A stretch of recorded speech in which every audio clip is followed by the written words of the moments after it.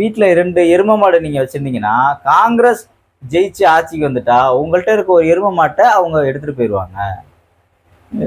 அவங்க என்ன எரும மாட்ட எடுத்துட்டு போய் அவங்க ஆபீஸ்ல வளர்க்க போறாங்களா? இல்ல என்ன இது?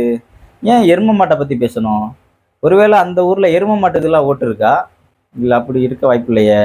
இல்ல எரும மாடு மேய்க்கிறவங்க அங்க நெறைய பேர் இருக்காங்களா? சரி, ஓகே. பேசியிருக்காரு இப்படி.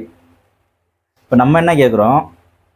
ஒரு நாட்டினுடைய பிரதமர் இது போன்ற ஒரு அர்த்தமற்ற விமர்சனங்களை தேர்தல் பிரச்சார பொதுக்கூட்டத்தில் பேசுவது ஒரு முறையான்னு நம்ம கேட்கிறோம்.